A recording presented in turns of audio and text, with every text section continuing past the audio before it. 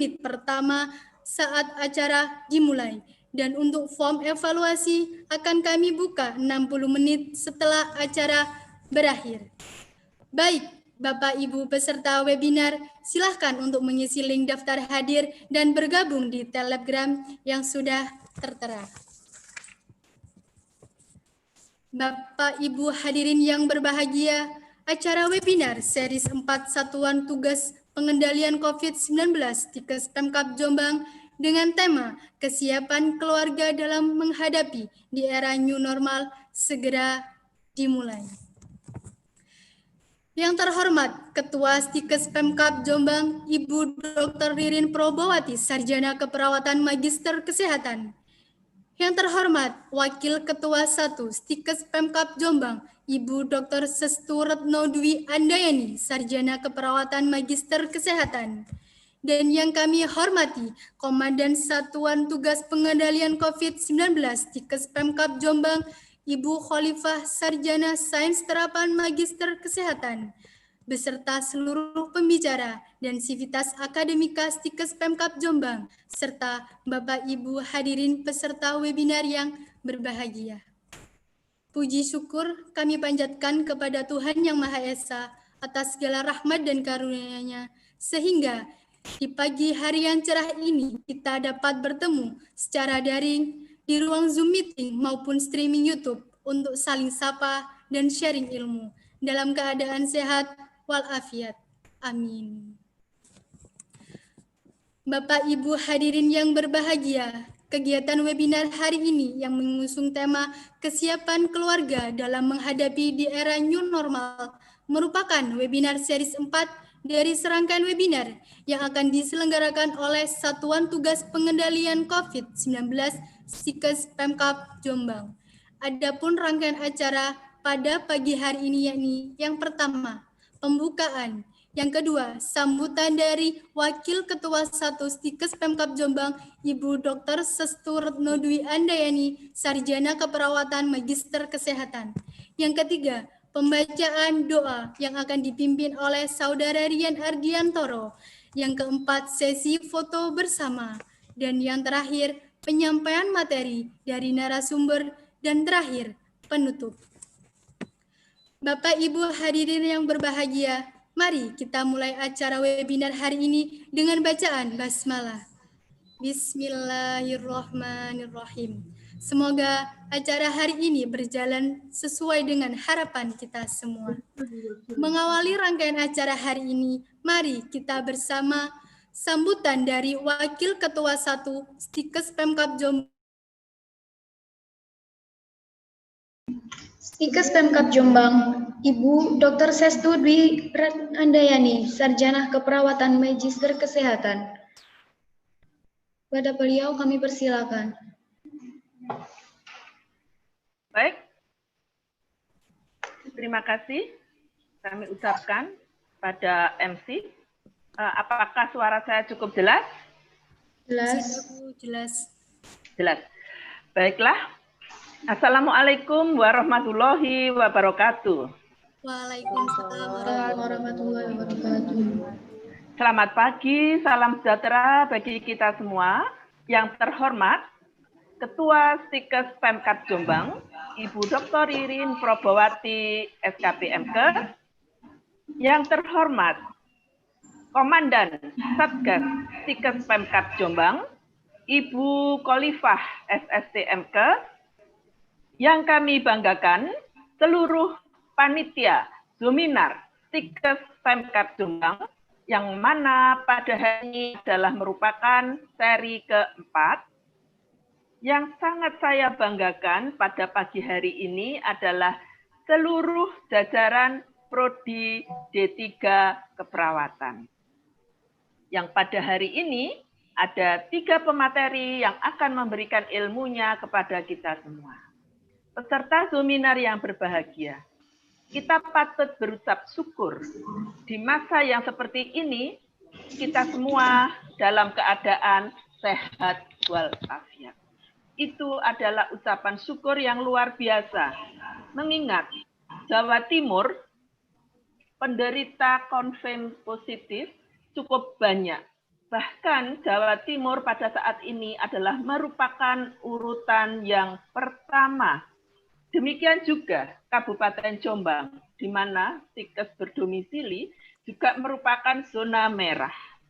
Itulah sebabnya saya sangat bangga dengan tim ini untuk melakukan seminar sampai sekarang adalah sudah keempat kalinya.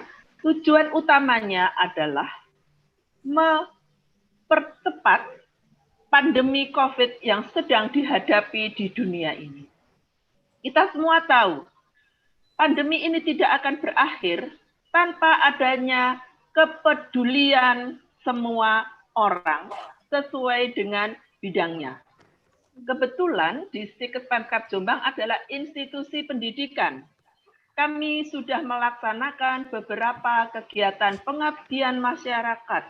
Di antaranya adalah pembagian masker, pembagian vitamin C, pembagian tisu, dan sumbangan APD ke rumah sakit. Itu adalah wujud nyata dari pengabdian masyarakat yang dilakukan oleh institusi pendidikan. Nah, pada acara seminar ini tujuan kami adalah edukasi.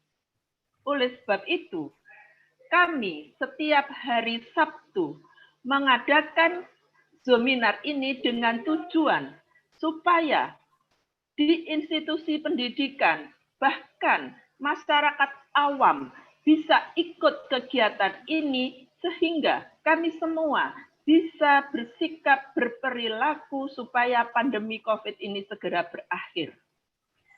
Saya mengucapkan terima kasih kepada 3 narasumber pagi hari ini, yaitu Ibu Mumpuni Dwining Tias, SST MC, beliau ahli dalam hal proses kejiwaan, yang mana akan mengambil tema keluarga. Demikian juga kepada Ibu Fitri Firnanda, Eskep Nurse MKep, beliau juga ahli di bidang itu, dan yang kami banggakan adalah Saudara Eka Priyambudi. Eka Priyambudi itu aktif di organisasi kemahasiswaan, dan pada tahun ini Eka sebagai Ketua Hima Dana di D3 Keperawatan. Peserta seminar yang berbahagia, pada pagi hari ini kami akan mengambil topik kesiapan keluarga dalam menghadapi new normal. Kami merasakan topik ini sangat tepat karena sesuai dengan unggulan dari Stikes Pemkab Jombang, yaitu keluarga dan komunitas. Yang kedua, kami merasakan bahwa keluarga itu merupakan unsur yang utama dalam menjaga kesehatan masyarakat. Yang ketiga, melalui keluarga, kita bisa meningkatkan upaya promotif dan preventif dalam masa pandemi COVID seperti ini.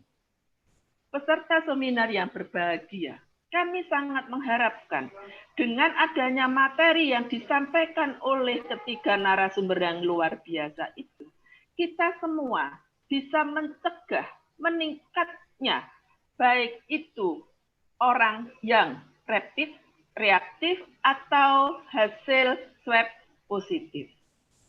Oleh sebab itu, saya pribadi mengucapkan terima kasih yang sebesar-besarnya kepada ketiga narasumber yang nanti akan membagikan ilmunya kepada kita semua. Dan sekaligus saya mohon maaf jika hari-hari ini jaringan internet agak terganggu. Semoga selama seminar ini nanti bisa lancar sehingga kita bisa menerima, bisa mendengarkan materi itu dengan baik. Peserta seminar yang berbahagia, baiklah dengan mengucapkan puji syukur kehadirat Tuhan Yang Maha Esa, acara webinar seri 4 di Stikes Pemkab Jombang, saya nyatakan dibuka dan dimulai. Demikian sambutan dari saya. Selanjutnya acara saya serahkan sepenuhnya kepada MC. Terima kasih. Terima kasih disampaikan kepada Ibu Dr. Sestu Retno Dwi Andayani, Sarjana Keperawatan, Magister Kesehatan. Baiklah, Bapak Ibu peserta webinar yang berbahagia. Acara selanjutnya adalah pembacaan doa yang akan dipimpin oleh Saudara Rian Ardiantoro. Waktu dan tempat kami persilahkan. Assalamualaikum warahmatullahi wabarakatuh. Waalaikumsalam warahmatullahi wabarakatuh. Selamat pagi, salam sejahtera bagi kita semua. Sebelum acara pada pagi hari ini kita mulai, alangkah baiknya kita berdoa menurut agama dan kepercayaan masing-masing. Di sini saya akan memimpin doa secara Islam. A'udzubillahi minasyaitonirrajim. Bismillahirrahmanirrahim. Allahumma sholli ala sayyidina Muhammad wa ala ali sayyidina Muhammad. Walhamdulillahirabbil alamin. Ya Allah, ya Tuhan kami, izinkanlah kami untuk melaksanakan acara webinar series 4 yang bertemakan kesiapan keluarga dalam menghadapi new normal. Ya Allah, ya Tuhan kami, lancarkanlah webinar series 4 pada pagi hari ini dan semoga bisa menjadi manfaat untuk kita semua. Ya Allah, ya Tuhan kami, mudahkanlah kami untuk mencari ilmu yang bermanfaat untuk kita semua. Rabbana atina fid dunya hasanah wa fil akhirati hasanah wa qina adzabannar. Subhana rabbika rabbil izzati amma yasifun wa salamun alal mursalin walhamdulillahi rabbil alamin. Assalamualaikum warahmatullahi wabarakatuh. Terima kasih disampaikan kepada Saudara Rian Ardiantoro. Baiklah, kepada Bapak Ibu peserta webinar, silahkan menyalakan mute videonya, kita akan berfoto bersama. Dipersilahkan oleh Pak Patrick untuk mengambil fotonya.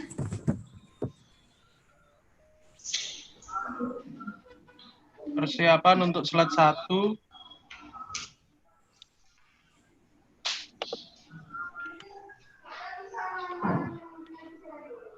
Persiapan untuk slide 2.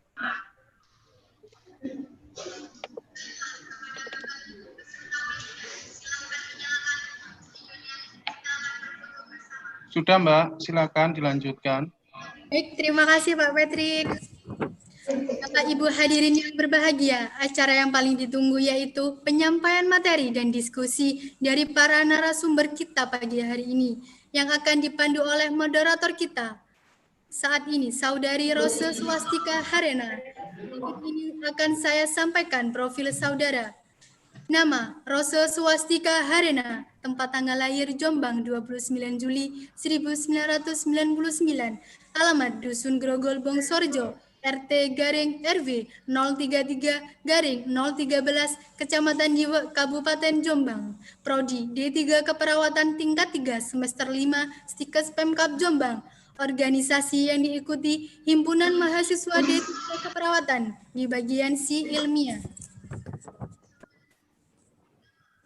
Baik, Bapak Ibu sekalian, selamat mengikuti webinar kepada Saudari Rose Swastika Harena. Kami persilahkan. Terima kasih kepada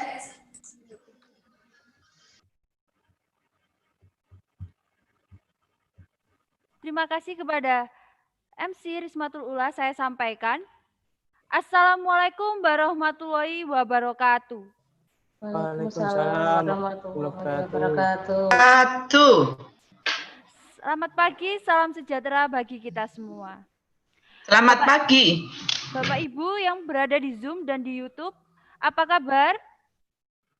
Baik, sehat. Baik. Luar biasa sekali antusiasnya, dan saya ucapkan terima kasih juga pada peserta yang sudah hadir pada kesempatan hari ini. Sebagaimana tercantum pada pengumuman seminar pada kesempatan hari ini akan membahas tentang kesiapan keluarga dalam menghadapi new normal. Untuk itu, semua tentu sangat membutuhkan informasi sekaligus sebagai upaya menyamakan persepsi.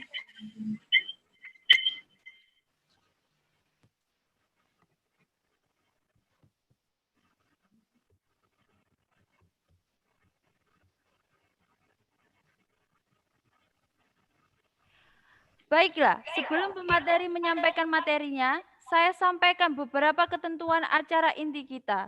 Sebagai berikut, yang pertama, Nanti di sesi pertama, masing-masing pemateri akan memaparkan materinya selama kurang lebih 20 menit. Yang kedua, selama pemateri menyampaikan materi, tidak ada interupsi. Yang ketiga, setelah ketiga pemateri menyampaikan materinya, maka akan dibuka sesi tanya-jawab.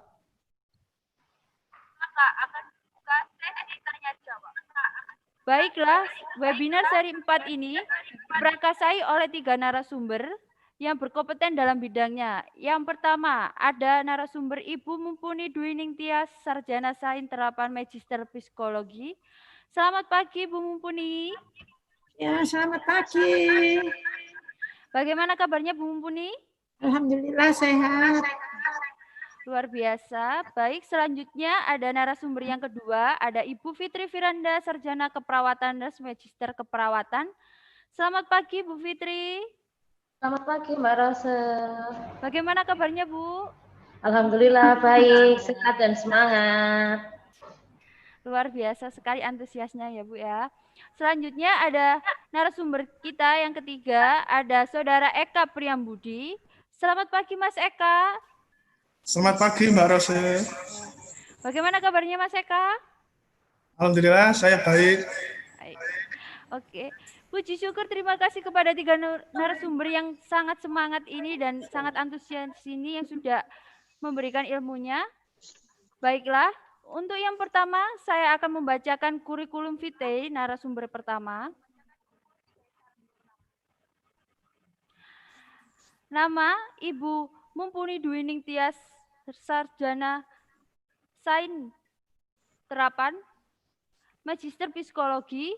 Alamat Perum Astabada Indah 2F9 Pelosok Geneng Jombang, dan beliau bekerja sekarang menjadi dosen di 3 keperawatan Stikes Pemkab Jombang pada tahun 2006 sampai sekarang. Luar biasa sekali. Dan dulu beliau mengajar di SPK Celakat Malang pada tahun 1983 sampai 1990. Dan beliau mengajar di SPK dan Akper Pemkab Jombang pada tahun 1990 sampai 1999. Beliau menempuh pendidikan di SPK Celakat Malang pada tahun 1983, mengambil sarjana kependidikan Universitas Muhammadiyah Malang pada tahun 1991, pendidikan alih Madya Keperawatan Sutopo Surabaya pada tahun 1997, D4 Perawat Pendidikan UNER Surabaya pada 2001, Sarjana Psikologi Undar, dan yang terakhir S2 Psikologi Universitas 17 Agustus Untak Surabaya 1995, dan beliau berorganisasi di PPNI. Demikianlah kurikulum vitae dari Ibu Mumpuni Dwi Ningtyas, Sarjana Sains Terapan Magister Psikologi dengan judul Penguatan Psikologi Keluarga dalam Menghadapi New Normal. Kepada Ibu Mumpuni Dwi Ningtyas, Sarjana Sains Terapan Psikologi, kami persilakan. Ya, terima kasih kepada moderator yang sudah memberikan kesempatan kepada saya untuk berbagi, ya, kita berbagi ilmu di era normal ini. Ya. Assalamualaikum warahmatullahi wabarakatuh. Waalaikumsalam warahmatullahi wabarakatuh. Yang terhormat Ketua Stikes Pemkab Jombang, Ibu Dr. Ririn Probowati, SKP MKes, yang saya hormati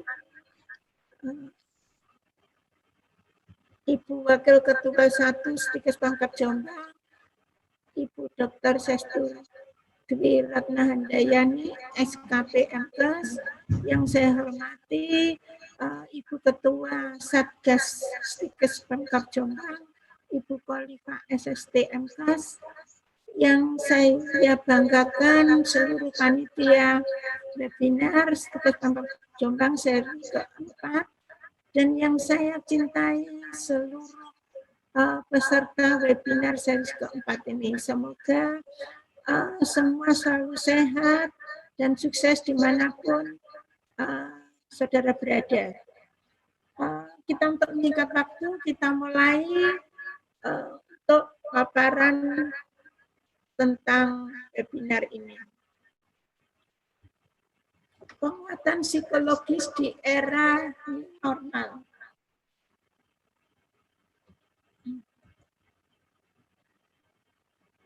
Psikologis keluarga itu adalah suatu ilmu yang mempelajari gejala jiwa dalam keluarga, serta penanaman nilai dan penanganan konflik dalam keluarga. Tentunya di sini setiap keluarga di era new normal ini tentunya banyak sekali konflik-konflik. Nah, di sini nanti kita akan bahas bersama tentang bagaimana mempersiapkan keluarga di era new normal ini.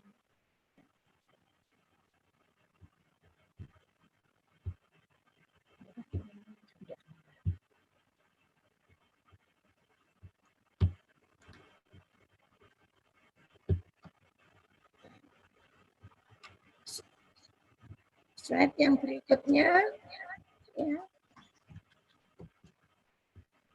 Kekuatan psikologis keluarga. Kekuatan psikologis keluarga itu adalah bagaimana kita memberikan kekuatan ya secara emosional kepada keluarga kita. Ya, di era yang normal ini. Karena memberikan penguatan emosional itu sangat penting dibandingkan dengan pemberian tidak kalah pentingnya pemberian penguatan psikologis ini sangat penting selain untuk memberikan nutrisi dan lain-lainnya. Selain itu, slide berikutnya ya. Penguatan psikologis ini harus dimulai dulu dengan penanaman 5 hal yang harus dilakukan oleh keluarga. Yang pertama yaitu mengenal masalah. Jadi setiap anggota keluarga dapat mengutarakan permasalahannya masing-masing ya. Dan permasalahan tersebut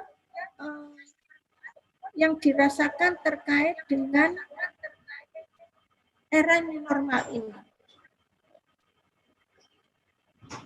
Apa yang dirasakan di keluarga itu harus diutarakan. Karena kalau tidak diutarakan, tidak ada pembahasan, tidak ada mengenal dalam keluarga tentang masalah itu, maka tidak akan bisa untuk mengatasinya. Yang kedua, mengambil keputusan.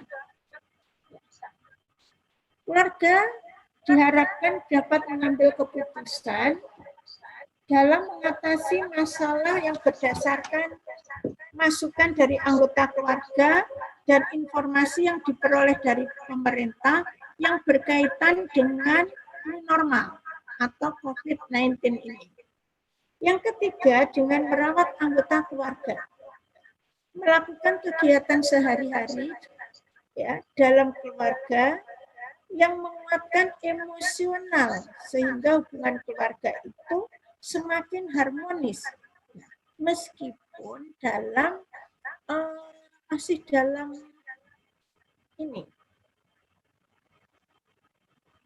dalam masa new normal ini ya. Berarti di sini keluarga dalam melakukan kegiatan sehari-hari, misalnya belajar, beribadah, bermain, bercakap-cakap, dan berrekreasi bersama, itu tetap menggunakan protokol kesehatan yang sudah dianjurkan oleh pemerintah. Ini untuk merawat anggota keluarga supaya tetap sehat. Yang keempat, memodifikasi lingkungan. Gimana kita memodifikasi lingkungan ini supaya bisa kondusif. Misalnya kita bisa saling menghargai, menghormati, dan memberikan dukungan, harapan, ya, satu dengan yang lainnya, sehingga ikatan emosional dalam keluarga itu semakin baik. Di sini yang terakhir, yang kelima, yaitu memanfaatkan fasilitas kesehatan. Untuk ini diharapkan keluarga bisa memanfaatkan fasilitas kesehatan yang ada di lingkungannya. Misalnya puskesmas, rumah sakit, ya.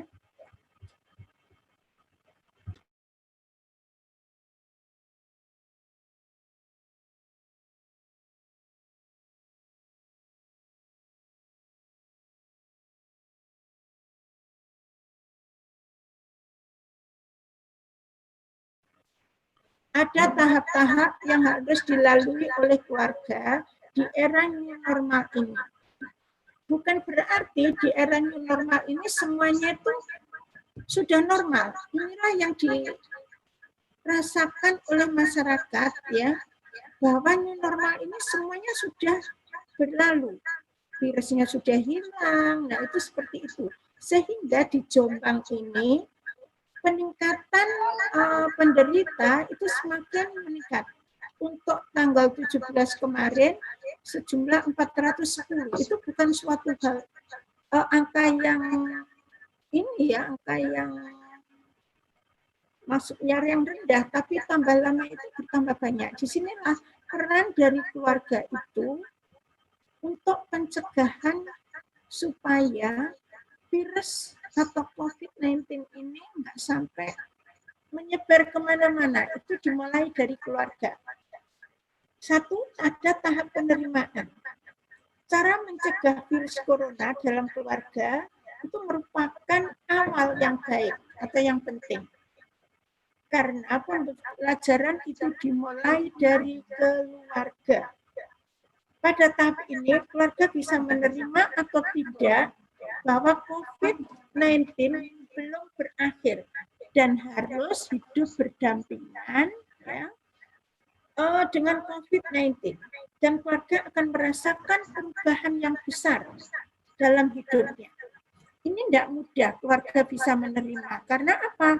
Kalau semuanya itu dilakukan di rumah, misalnya belajar di rumah, bermain di rumah, rekreasi di rumah, itu akan mengalami suatu kebosanan, kejenuhan, bahkan stres. Ini bagi yang sehat. Yang sehat saja sudah mengalami hal seperti itu. Dan nanti ada penerimaan, yang sakit itu nanti gimana ada. Ya. Nah ini kalau dalam keluarga itu ya sudah ada kebosanan, kejenuhan, nah ini akan mudah sekali terjadi stres. Karena stres itu kejadian sehari-hari yang tidak bisa kita hindari. Ya. Itu seperti itu. Sehingga keluarga harus bisa memberikan kekuatan, penguatan kepada anggota keluarganya. Bagaimana dengan memotivasi lingkungan supaya keluarga itu enggak bosan. Terutama dengan anak-anak. Nah, ini seperti itu, ya. Bila dalam keluarga tidak bisa menerima, tetap melakukan aktivitas sebelum terjadi COVID-19, ya, maka penyebaran virus corona akan semakin meluas, seperti yang sekarang ini terjadi, ya, terutama di Jombang. Keluarga keluar dengan anaknya, orang tua pakai masker, anak tidak pakai masker. Ini tentunya keluarga masih belum bisa menerima, ya, belum mengenal masalahnya, bahwa penularan itu seperti apa. Nah di sana, ya, tadi sudah saya utarakan di pengenalan masalah, sehingga keluarga harus bisa memutuskan kalau misalnya keluar rumah tidak penting-penting banget, itu tidak usah keluar rumah. Yang kedua yaitu tahap adaptasi.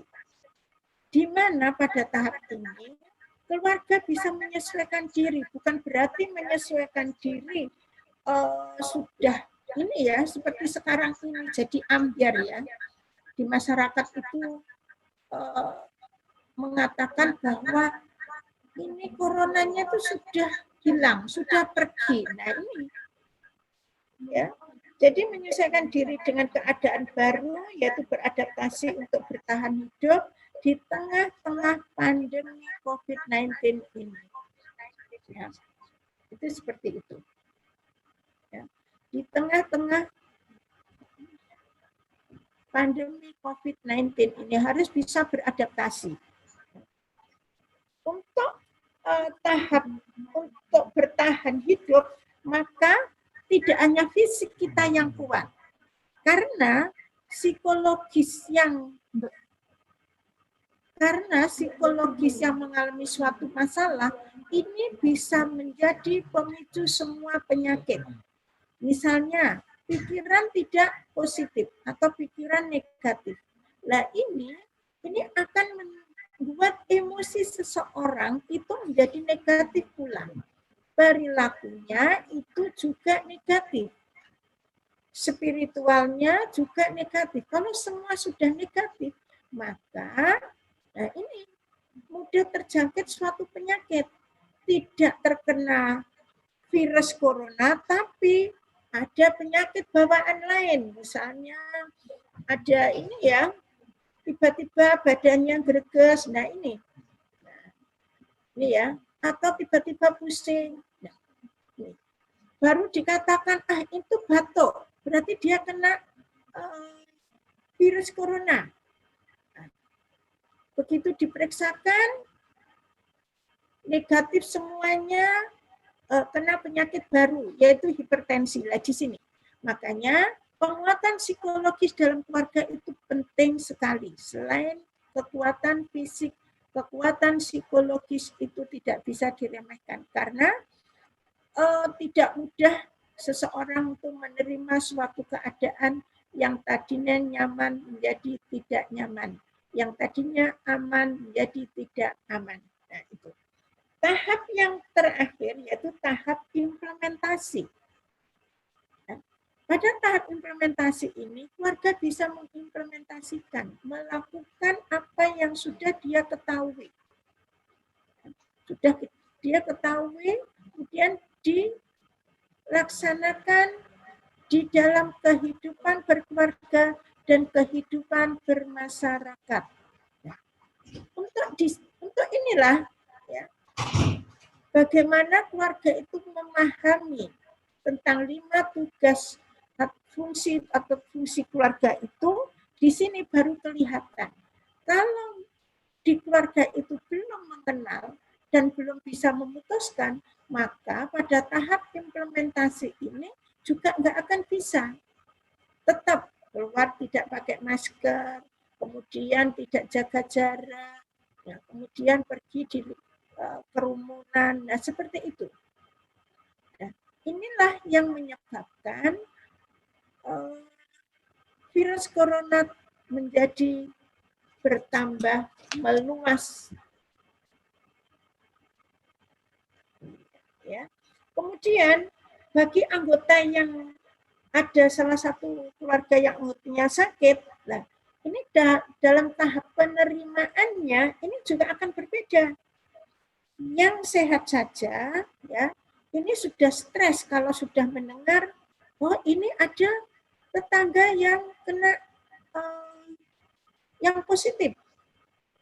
Meskipun toh ini ya, memang dalam hal ini kita perlu waspada ya dengan OTG itu ya, orang tanpa gejala itu. Kita semua itu termasuk orang tanpa gejala. Jadi kita harus saling waspada, terutama kalau di rumah ini ada lansia, ada balita, ada bayi, ada bumil, itu harus sangat-sangat waspada. Untuk keluarga yang sakit, lah ini sangat-sangat ini ya, psikologisnya itu sangat down banget. Karena apa? Kalau sehat saja sudah down, apalagi kalau sakit. Ya. Keluarga yang sakit menerima kenyataan tambah dengan stigma masyarakat terhadap orang yang menderita sakit karena COVID-19 ini, karena virus corona ini, ini sangat-sangat luar biasa stigmanya. Menjauh, menyapa siapa tidak. Nah, ini dikucilkan. Berpapasan pun mereka menghindar, tidak bertegur sapa. Ini akan membuat keluarga dan anggota yang sakit itu bertambah parah. Jadi, disinilah penguatan dalam keluarga meskipun sakit. Harus berpikiran positif. Kita harus ingat bahwa apa yang terjadi sekarang ini itu bukan kehendak kita. Ya, kita harus berpikiran positif, itu kehendak Allah. Kita kembalikan kepada Allah dengan kita berusaha untuk menggunakan fasilitas, berusaha untuk tetap sehat. Nah, itu seperti itu. Kemudian adaptasi. Ada tahap adaptasi bagi keluarga yang sehat, yang sakit. Nah, ini tidak mudah. Harus beradaptasi dengan keluarganya yang sakit di rumah. Ini dengan segala protokol. Nah, ini. Kalau bisa, kita di rumah pun bila ada keluarga yang sakit, kita harus pakai masker. Ada lansia, kita harus pakai masker. Ada balita atau bayi, kita harus pakai masker. Meskipun di rumah, kita sering cuci tangan, ya, jaga jarak. Nah ini, ya, itu seperti itu. Jadi tahap adaptasi untuk keluarga yang sakit ini tidak mudah, tapi tetap harus kuat. Karena semakin stres, maka daya tahan tubuh akan semakin turun. Jadi secara fisik dan mental atau psikologis itu harus kuat. Kemudian tahap implementasi untuk tahap terakhir bagi keluarga yang sakit, nah ini tetap harus mengimplementasikan protokol yang ada.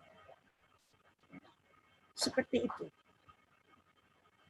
Dan tidak keluar rumah selama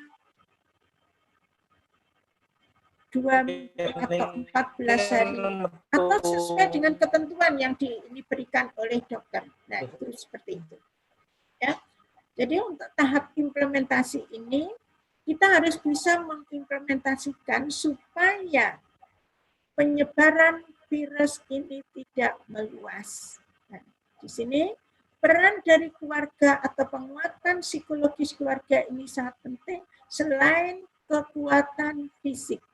Karena stres itu tidak bisa kita hindari dalam kehidupan kita sehari-hari.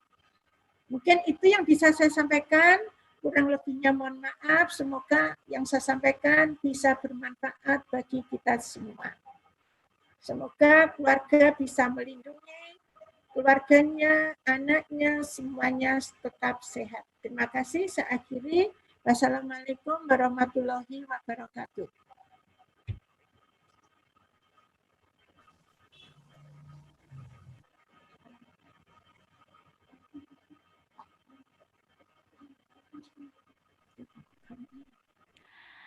Terima kasih kepada Bu Mumpuni Dwi Ningtyas, Sarjana Sains Terapan Magister Psikologi yang sudah menyampaikan pesannya.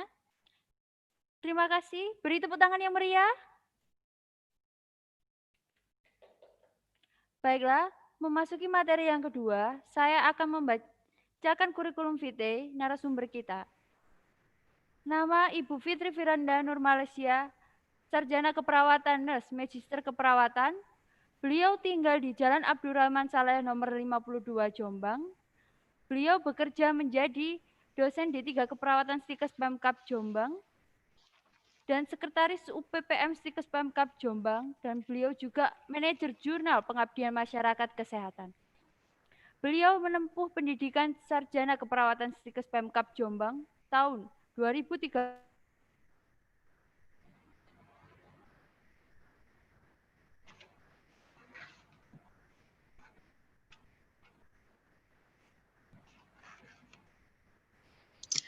Tahun 2013, Nurse Stikes Pemkab Jombang, tahun 2014.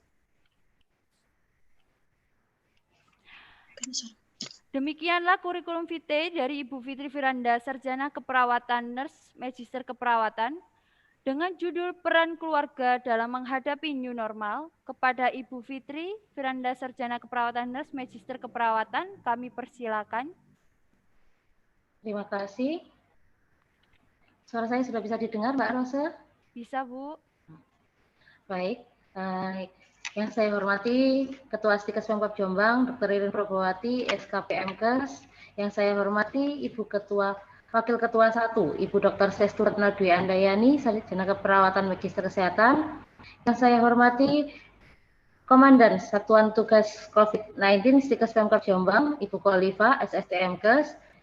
Dan tidak lupa yang saya hormati Bapak Ibu yang jadi pembicara pada webinar seri 4 kali ini. Terima kasih sudah diberi waktu untuk dalam webinar kali ini. Baik, saya akan menyampaikan materi saya tentang peran keluarga dalam menghadapi new normal.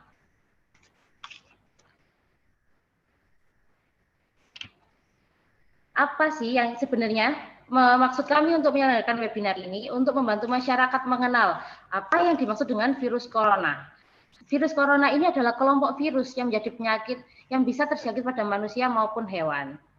Sedangkan untuk COVID adalah penyakit menular yang disebabkan oleh virus coronanya. Jadi jangan salah ya, mungkin semua berpikiran COVID sama corona itu sama. Ternyata virus corona sama COVID itu berbeda. Virus corona adalah virus yang menyebabkan corona. Tapi kalau COVID itu adalah penyakit yang disebabkan oleh virus corona.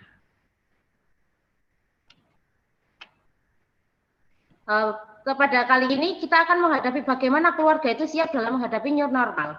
Karena apa? New normal merupakan perubahan perilaku untuk tetap menjalankan penerapan protokol kesehatan untuk mencegah terjadinya penularan COVID yang berkelanjutan. New normal di sini bukan berarti kita hidup seperti dulu, yang bebas ke sana kemari tanpa menuruti protokol kesehatan. Yang kita maksud di sini new normal adalah kita kembali ke kehidupan normal, tapi dengan protokol kesehatan. Kita memakai masker, kalau kemana-mana kita harus mencuci tangan atau menjaga kebersihan. Terus kita tidak boleh berkerumun di tempat-tempat umum. Kita bisa stay di rumah. Terus berikutnya physical distancing. Physical distancing merupakan jarak fisik satu sama lain yang menghindari keluar rumah dan untuk meminimalkan penularan COVID. Bagaimana jaraknya? Berapa jaraknya? Kalau jaraknya itu kurang lebih adalah 2 meter. Kalau lebih baik lagi kita harus memakai masker. Kalau kita tidak memakai masker, resiko penularnya akan lebih tinggi dibandingkan yang memakai masker. Baik satu orang memakai masker, yang kedua tidak, pasti tetap beresiko. Tapi kalau kita dua-duanya pakai masker, resiko itu bisa diminimalkan. Berikutnya peran keluarga, yaitu kumpulan dari perilaku relatif yang mungkin dibatasi secara normatif seseorang yang menempati posisi yang sudah diberikan. Bagaimana peran keluarga dalam menghadapi new normal? Keluarga merupakan salah satu komponen yang paling berperan untuk menghadapi new normal dalam penyelesaian COVID. Kalau memang keluarga ikut berperan, kita akan lebih mudah untuk menggerakkan masyarakat ke pencegahan penularan berkelanjutan.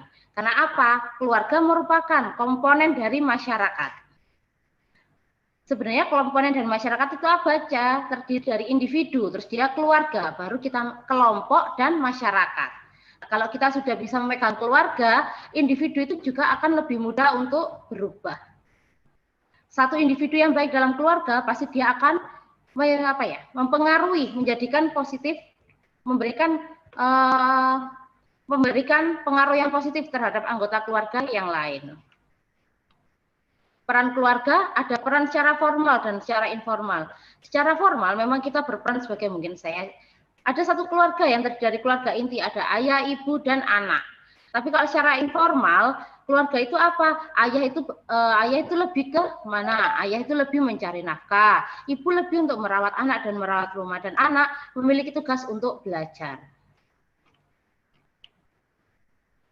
Berikutnya yaitu peran keluarga sebagai provider atau penyedia.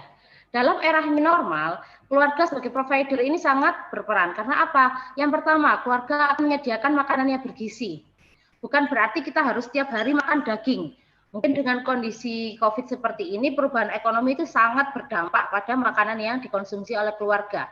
Oleh karena itu, bagaimana cara keluarga bisa memenuhi kebutuhan makanan yang bergizi, tapi tidak harus mahal. Keluarga akan lebih kreatif, misalkan menghasilkan makanan sendiri. Misalkan keluarga bisa berkebun dan menghasilkan sayur-sayuran. Itu akan lebih menghemat dan mempengaruhi perekonomian di keluarga. Menyediakan fasilitas cuci tangan dengan benar. Kalau sekarang mungkin contohnya di Kabupaten Jombang, itu sudah desa-desa sudah memberikan satu rumah diberikan satu timba atau satu tempat cuci tangan. Dan keluarga atau masyarakat tinggal menyediakan sabunnya. Itu sudah diberikan dan sudah dilabel semua. Satu desa, satu dusun sama semua. Berikutnya menyediakan masker untuk seluruh anggota keluarga. Kita diharapkan menyediakan masker di rumah. Jadi ketika salah satu anggota keluarga akan keluar dari rumah, kita memberikan masker. Yang berikutnya menyediakan fasilitas ibadah baik yang digunakan di rumah maupun yang dibawa keluar rumah. Fasilitas ibadah dibawa sendiri. Kalau mau ke masjid kemana-mana mungkin lebih baik pakai punyanya sendiri. Alat makan itu harus pakai milik sendiri, atau kita bisa membawa sendok dan tempat makan sendiri, tempat minum sendiri ke rumah makan. Yang berikutnya menyediakan fasilitas olahraga. Kita kalau memang di rumah tidak ada jogging track seperti yang di taman-taman outdoor, mungkin kita bisa dengan olahraga ringan di teras rumah atau di belakang rumah, di halaman rumah. Menyediakan air bersih yang cukup. Penyediaan air bersih ini harus cukup karena apa? Kebutuhan air untuk satu keluarga itu sangat banyak, dan kalau kita kebutuhan airnya tersedia cuma sedikit akan mempengaruhi air bersih di rumah. Menyediakan lingkungan rumah yang bersih dan sehat. Lingkungan rumah yang mungkin dulu belum ditanami apa-apa, mungkin sekarang sudah bisa diberi penghijauan. Itu akan membuat kita lebih segar, membuat udara juga lebih segar, dan dari mata kita juga lebih enak dipandang. Yang berikutnya peran sosialisasi, melakukan komunikasi yang lebih dekat dengan anggota keluarga. Jadi kita akan lebih melakukan pendekatan. Karena apa kita harus dekat? Karena kita nanti akan tahu tadi anggota keluarga yang keluar dengan siapa saja, dia bertemu dengan siapa saja, maka resiko penularannya bisa dicegah. Belajar bersama, itu bisa belajar di rumah. Apapun yang dikerjakan bersama bisa dibuat belajar. Diskusi dengan anggota keluarga tentang upaya yang harus dilakukan pencegahan. Diskusi apa yang dimaksudkan di sini? Diskusinya itu bisa kalau memang keluar rumah harus pakai masker, sebelum masuk ke rumah harus cuci tangan, harus cuci kaki, baju yang dipakai harus dilepas, tidak boleh masuk ke dalam rumah, harus lewat belakang, langsung bajunya masuk ke mesin cuci. Mengenalkan etika bersosialisasi pada anggota keluarga ketika melakukan physical distancing.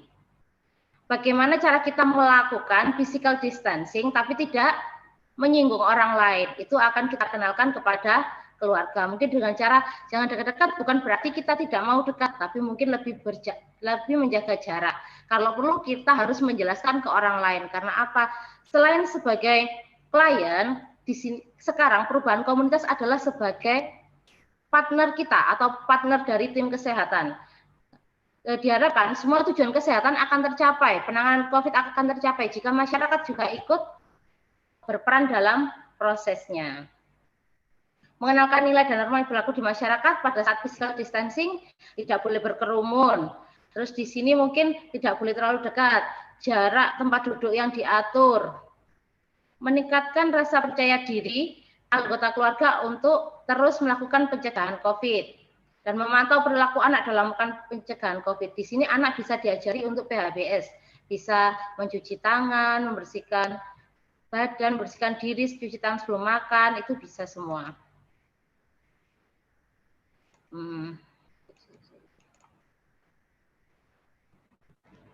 Selanjutnya peran rekreasi keluarga, di sini bisa menonton TV di rumah, bermain bersama di rumah, makan bersama, dan bisa kerja sama membersihkan rumah. Kerja bakti bukan hanya dilakukan di masyarakat, tapi juga bisa dilakukan di rumah dengan anggota keluarga. Selanjutnya peran terapeutik. Peran terapeutik di sini, keluarga bisa, jika ada keluarga yang sakit, bisa melakukan perawatan keluarga. Dan jika penyakitnya ringan, sekarang tidak disarankan untuk ke pelayanan kesehatan. Diobati dulu di rumah, terus memantau kecukupan nutrisi, nutrisinya harus cukup, memantau jadwal minum obat, memantau kebutuhan istirahat. Kalau kita makannya bagus, obatnya dapat, istirahatnya kurang, pasti badannya juga tidak akan sehat. Konsultasi dengan tenaga kesehatan. Jika ada yang sakit, batuk, pilek, ataupun sakit tenggorokan maupun demam, disarankan kita harus langsung lapor ke pelayanan kesehatan dan akan dilakukan pengawasan. Peran pendorong, sebagai keluarga kita harus memberikan informasi tentang pencegahan COVID dengan cara yang menarik. Kalau memang di dalam keluarga ada anggota keluarga yang masih kecil, peran pendorongnya apa? Bisa dilakukan dengan simulasi yang bagus. Mungkin anak tidak akan tahu bagaimana cara pencegahan COVID. Kalau sebelum makan kita cuci tangan, dilakukan dengan cara yang unik atau melalui video, maka anak akan tertarik. Jika sudah remaja, mungkin bisa dilakukan secara langsung atau mengajarkan dia secara langsung. Tapi kalau anak-anak mungkin akan lebih sulit karena bisa disimulasi dengan video. Memberikan pujian apabila anggota keluarga telah melaksanakan protokol kesehatan. Kalau anak sudah melakukan cuci tangan, sudah pakai masker, dia mematuhi physical distancing, jangan enggan untuk memberikan pujian. Lo sudah hebat, mungkin seperti itu. Memotivasi anggota keluarga untuk selalu melakukan upaya pencegahan COVID selama di rumah dan di luar rumah. Pencegahan COVID sudah kita lakukan di luar rumah, tapi kalau di dalam rumah kita juga belum melakukan, istilahnya belum melakukan pencegahan, pasti akan tertular juga. Resikonya juga pasti ada. Berikutnya, orang tua memberikan contoh perilaku hidup sehat untuk pencegahan COVID bagi anggota keluarga, di mana orang tua di sini berperan sebagai contoh. Bagaimana kita melaksanakan protokol kesehatan. Karena apa? Kalau dari anak itu kita tidak akan mudah mengajarkan secara langsung. Kalau kita sudah memberi contoh, maka dia akan lebih mudah menerima. Peran penyelaras menengahi dengan bijak perbedaan pendapat tentang pencegahan COVID. Jika ada pencegahan COVID yang berubah, sebagai keluarga atau di sini pengambil keputusan biasanya ada kepada kepala keluarga, bisa menengahi bagaimana caranya biar anggota keluarga kami ini tidak bentrok cuman gara-gara beda pendapat. Itu bisa ditengahi atau misalkan bisa dicarikan info yang lebih valid. Mencegah stigma sosial tentang COVID. Stigma ini sangat besar perannya di masyarakat. Karena apa? Stigma orang yang sakit COVID itu pasti masyarakat tidak akan mau dekat. Ih, COVID, aku takut tertular. Padahal bukan seperti itu caranya menangani, atau kalau di masyarakat ada COVID, kita tidak boleh seperti itu. Kita harus tetap mendukung, tapi tidak boleh terlalu dekat. Mendukung terus dipeluk, terus kita tidak pakai masker, terus kita sering ke sana, itu juga tidak boleh. Ada batasan-batasan atau protokol kesehatan yang harus dilakukan kalau kita mau memberikan dukungan kepada anggota keluarga yang sakit COVID. Peran pengikut, menerima ide kreatif dari anggota keluarga dalam melakukan tindakan pencegahan COVID. Kalau ada keluarga yang punya ide pencegahan dengan cara ini, mungkin bisa diterima. Tidak harus monoton dari tim kesehatan, mungkin keluarga atau anggota keluarga punya ide-ide kreatif biar adiknya ini mau melaksanakan pencegahan COVID jika bisa. Mendengarkan keluhan dari anggota keluarga. Jika ada anggota keluarga yang menyampaikan keluhan, jangan langsung misalnya langsung tidak boleh seperti itu. Tapi mungkin bisa dengarkan dulu. Kalau memang dia keluhannya tentang sakit, coba dicek dia itu sakit apa, didengarkan. Karena apa? Bukan berarti di rumah saja terus tidak bisa terdampak COVID. Mendengarkan hambatan dari anggota keluarga dalam melaksanakan tindakan pencegahan penularan COVID. Hambatan dari anggota keluarga, mungkin kalau mau keluar rumah, ternyata di sana tidak disediakan tempat cuci tangan. Nah, mungkin bisa bawa hand sanitizer. Memperhatikan perubahan kondisi kesehatan anggota keluarga. Setiap anggota keluarga harus kita awasi bagaimana perubahan kesehatannya. Kalau memang dia sudah ada tanda-tanda COVID, lebih baik apa? Dia juga memproteksi diri. Tidak boleh terus bebas istilahnya bebas keluar rumah, bebas berinteraksi dengan anggota keluarga, mungkin bisa dibatasi dengan memakai masker. Terus kalau memang dia ada gejala-gejala COVID, langsung dilaporkan ke petugas kesehatan. Peran koordinator keluarga merencanakan kegiatan untuk keberlanjutan pencegahan penularan COVID-19 pada anggota keluarga. Melakukan pencegahan penularan COVID pada anggota keluarga. Bagaimana kalau memang sudah PHBS-nya bagus, dia sudah cuci tangan, mau pakai masker, pakai hand sanitizer, terus apalagi harus dilakukan? Mungkin dengan minum vitamin, terus mungkin dengan cek kesehatan secara berkala. Meningkatkan kerjasama dalam melaksanakan tindakan pencegahan. Kita harus bekerja sama, bukan hanya dari keluarga inti, tapi mungkin kalau memang kita satu keluarga ada, karena keluarga yang terdiri dari individu, itu harus kerjasama. Kalau satu keluarga istilahnya sudah mau bekerja sama, bagaimana upaya keluarga ini bekerja sama dengan masyarakat. Meningkatkan kohesivitas dalam keluarga dalam melaksanakan tindakan pencegahan. Bagaimana pencegahan itu harus dilakukan secara terus-menerus, terus ada perubahan, ya mungkin perubahan itu akan terjadi setiap waktu. Mungkin ini ada update terbaru tentang pencegahan COVID, kita harus mengikuti. Semuanya harus diperhatikan. Peran koordinator keluarga merencanakan kegiatan untuk keberlanjutan sudah mencatat. Berikutnya adalah 5 tugas kesehatan keluarga. Bagaimana keluarga itu mengenal masalah kesehatan yang pertama. Bagaimana keluarga mengenal kalau ada anggota keluarga yang sakit. Yang kedua, bisa mengambil keputusan kalau memang sudah ada tanda-tanda COVID, silakan lapor ke petugas kesehatan atau cek kesehatan. Kalau yang ketiga, merawat anggota keluarga yang sakit. Kalau merawat anggota keluarga, dia sudah dipastikan sakit, jadi bagaimana kita merawatnya? Bisa semuanya pakai masker, selalu menjaga kebersihan, terus nutrisinya dipenuhi, vitamin dan obat dipenuhi. Semua harus isolasi mandiri. Terus yang keempat, memodifikasi lingkungan. Bagaimana? Lingkungan itu mendukung untuk penyembuhan COVID. Penyembuhan COVID itu apa? Dia harus lingkungannya bersih. Diisolasi selama 14 hari itu tidak mudah.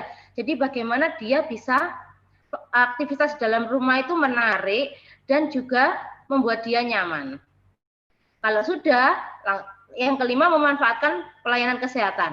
Kalau sudah semua dilakukan, masih belum ada perubahan, itu kita bisa lapor ke petugas kesehatan dan kita bisa membawanya ke pelayanan kesehatan. Kalau memang itu ternyata dia sembuh, berarti tetap harus cek kesehatan ke pelayanan kesehatan. Keluarga di sini adalah sebagai garda terdepan dalam pelaksanaan new normal dengan peranan penting dalam melaksanakan tindakan pencegahan COVID secara berkelanjutan. Keluarga ada di posisi paling depan dalam pencegahan COVID. Kalau pemerintah mungkin ada di garda belakang, karena apa? Pemerintah menyarankan, terus memberikan masukan, pemerintah membantu untuk peningkatan ekonomi dan lain-lain. Tapi yang utama di sini adalah keluarga. Kalau keluarga sudah mematuhi peraturan protokol kesehatan tentang COVID, insya Allah semuanya bisa sehat. Kalaupun satu keluarga ini ternyata dia sudah terpapar COVID, terus dia tidak sadar diri, akhirnya apa? Keluarga akan menular ke orang lain. Sekian dari saya, stay at home dan tetap semangat. Salam sehat semua. Wassalamualaikum warahmatullahi wabarakatuh.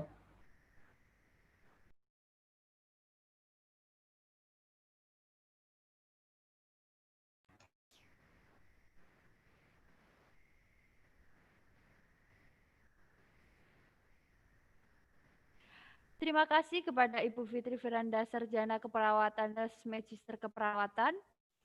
Beri tepuk tangan yang meriah kepada Ibu Fitri Firanda, Sarjana Keperawatan dan Magister Keperawatan yang sudah menyampaikan materinya.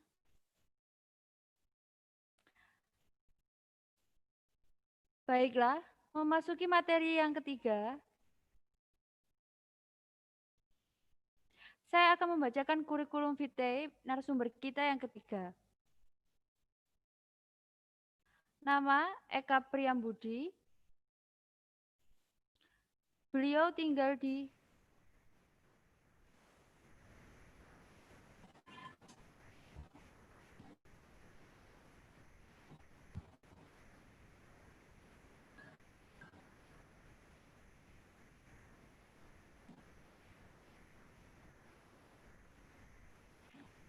Beliau lahir di Nganjuk 20 November pada tahun 1998.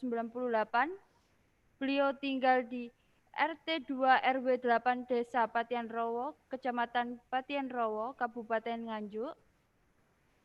Prodi D3 Keperawatan tingkat 3 semester 5, Stikes Pemkab Jombang. Dan beliau mengikuti organisasi Ketua Himadika Stikes Pemkab Jombang. Demikian kurikulum vitae dari Saudara Eka Priambudi dengan judul Peran Mahasiswa bagi Keluarga dalam Menghadapi New Normal yang kepada Saudara Eka Priambudi kami persilakan. Ya, baik. Assalamualaikum warahmatullahi wabarakatuh.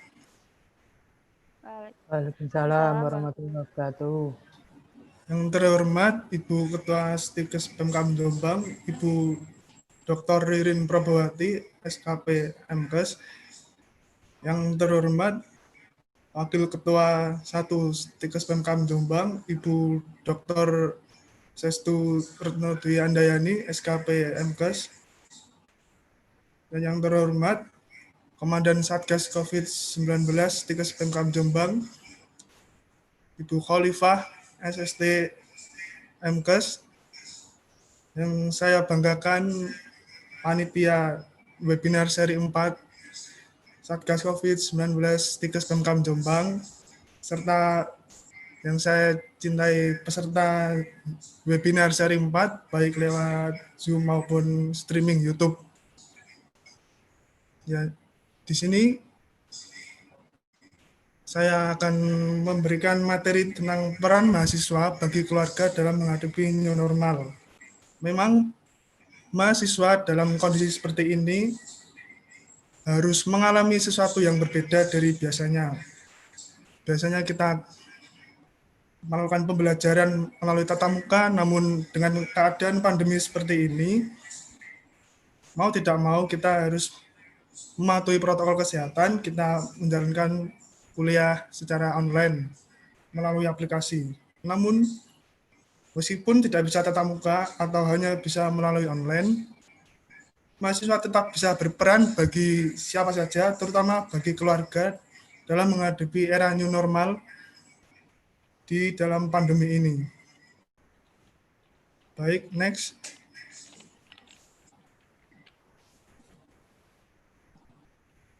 Tahukah kalian berapa orang yang terkena COVID-19 di Kabupaten Jombang?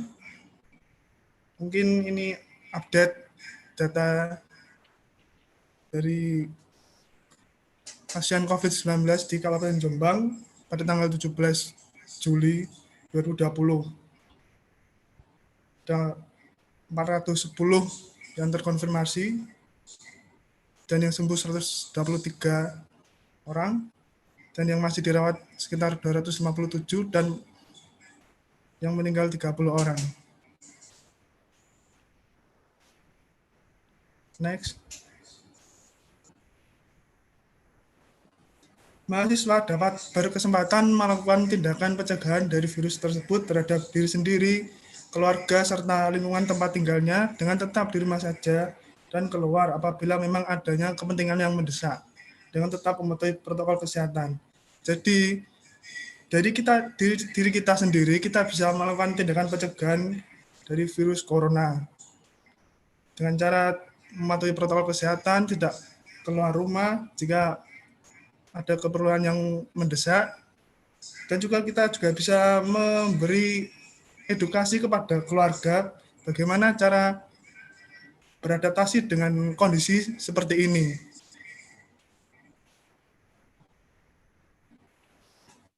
Next.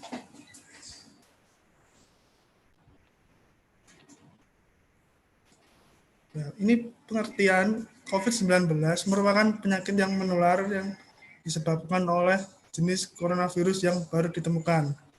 Sedangkan coronavirus merupakan kelompok virus yang menyebabkan infeksi saluran pernapasan seperti penyakit flu ringan, sedang, berat, bahkan dapat menyebabkan kematian.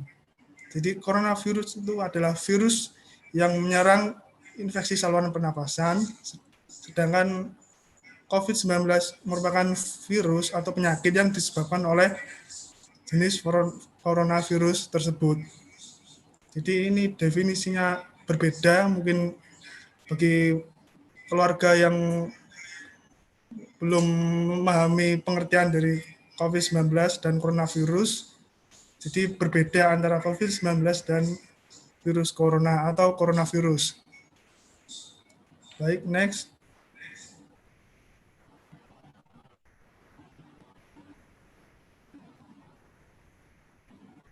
Di era digital ini, tidak sedikit warga yang mengetahui pentingnya menjaga kesehatan. Apalagi di new normal ini bukan berarti kita bisa melakukan apapun tanpa menjaga kesehatan untuk mencegah virus COVID-19. Jadi, mungkin era new normal ini kurang dipahami betul oleh masyarakat. Ada yang mengatakan new normal itu kembali seperti biasa.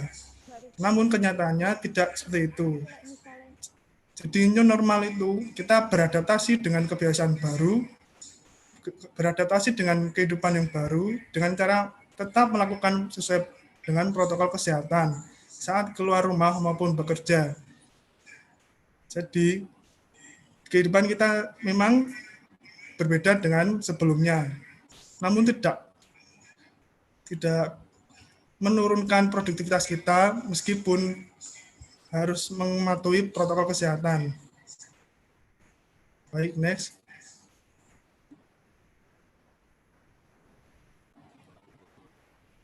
Penyebab dari infeksi COVID-19, yang pertama percikan air liur, pengidap saat batuk dan bersin atau berbicara. Jadi ketika kita berbicara dengan orang lain, bisa menyebabkan penularan infeksi COVID-19. Jadi mungkin saat percikan air liurnya bisa mengenai orang lain sehingga orang lain bisa juga terinfeksi COVID-19. Yang kemudian menyentuh tangan atau wajah orang yang terinfeksi. Jadi perlu diketahui memang penularan virus corona ini juga melalui sentuhan, mulai jabat tangan atau kita berkerumun dengan orang lain, itu juga berpotensi menyebarkan virus corona kepada orang lain. Kemudian menyentuh mata, hidung, atau mulut setelah memegang barang yang terkena percikan air liur pengidap virus corona. Jadi disarankan kalau menyentuh mata, hidung, atau mulut, kita sebelumnya mencuci tangan terlebih dahulu untuk menghindari kemungkinan ada virus corona yang menempel pada tangan kita setelah kita berinteraksi dengan orang lain. Kemudian jaga jarak sosial atau physical distancing juga merupakan cara untuk mencegah penularan infeksi COVID-19.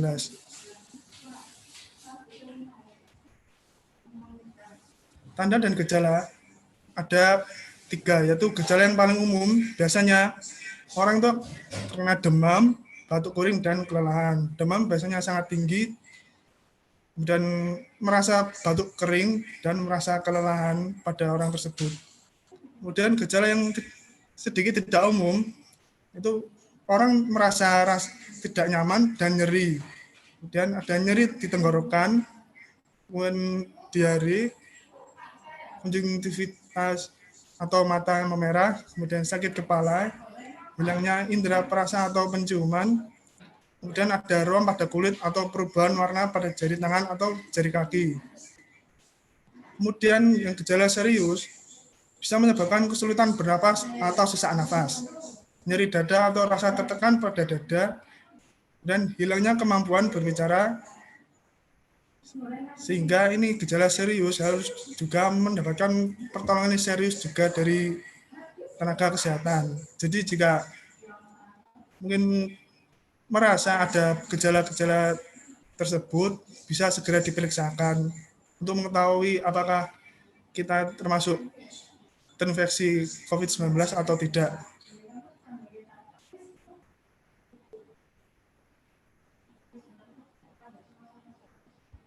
Kemudian risiko jika terpapar COVID-19. Yang pertama harus mengisolasi diri baik di rumah maupun di rumah sakit. Jadi jika kita terpapar COVID-19 dengan gejala ringan, mungkin kita bisa mengisolasi diri di rumah, kita jangan keluar rumah jika tidak perlu, dan kita tetap menjaga jarak dengan keluarga di rumah. Dan jika mengalami gejala serius, kita harus segera ke rumah sakit dan akan mendapatkan pertolongan dari tenaga medis di ruang isolasi. Kemudian meninggalkan pekerjaan. Sudah pasti mungkin ada orang yang bekerja kemudian harus terinfeksi virus corona dan harus mengisolasi diri di rumah sehingga mereka harus meninggalkan pekerjaannya. Kemudian tidak bisa bertemu keluarga.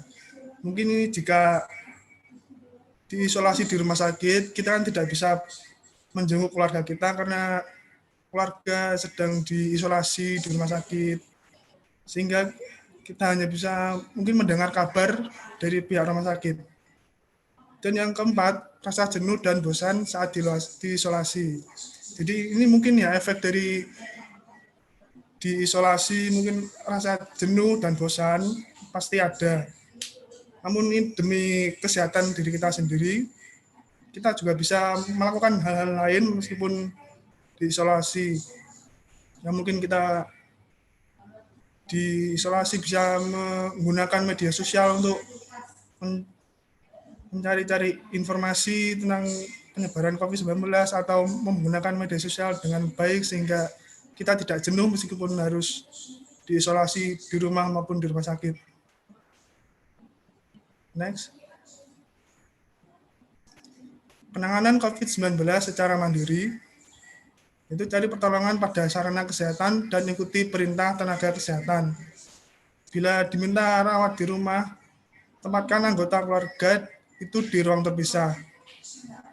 Jadi kita tempatkan keluarga itu di ruang terpisah agar kita juga tidak berpotensi tertular virus corona.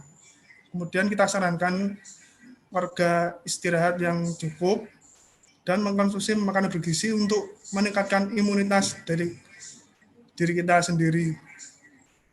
Dan penanganan di rumah sakit, yaitu dirujuk ke salah satu rumah sakit, rujukan yang siap untuk penanganan COVID-19 yang didampingi oleh tenaga kesehatan yang menggunakan alat pelindung.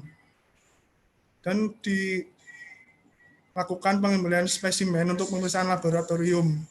Jadi jika kita merujuk ke rumah sakit, sudah pasti kita akan didampingi oleh tenaga kesehatan dan kita akan melakukan pengambilan spesimen untuk mengetahui apakah kita reaktif atau mungkin positif atau mungkin negatif virus corona.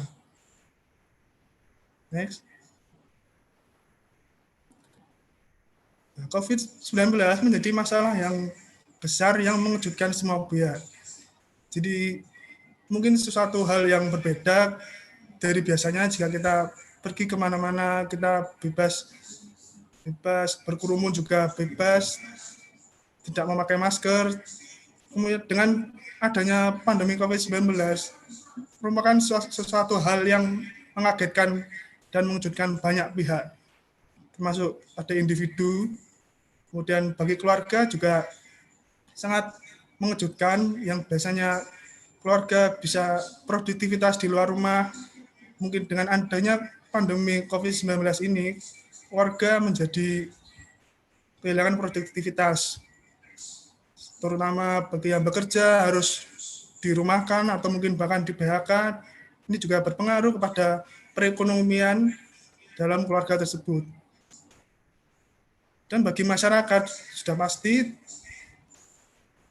dari masyarakat yang biasanya suka mengadakan sesuatu hal yang melibatkan banyak orang, kemudian dengan adanya pandemi seperti ini, kita tidak boleh berkumpul dan berkerumun, sehingga bagi masyarakat juga berdampak sangat mengejutkan. Dan juga bagi warga dunia, karena pandemi ini juga terjadi di seluruh dunia, maka kehidupan masyarakat di seluruh dunia juga berubah seperti biasanya. Harus mematuhi protokol kesehatan, kemana-mana harus memakai masker, dan sebagainya. dan itu sudah harus menjadi bagian dari hidup kita untuk menghindari terinfeksi dari COVID-19. Next. Apa itu keluarga? Keluarga merupakan unit terkecil dari masyarakat yang terdiri atas kepala keluarga dan beberapa orang yang berkumpul serta tinggal di suatu tempat di bawah satu atap dan saling ketergantungan. Jadi keluarga itu terdiri dari ayah, ibu, dan anak. Mungkin ada yang terdiri dari kakek dan nenek yang termasuk keluarga besar. Itu dalam satu rumah tersebut itu yang dimaksud dengan keluarga.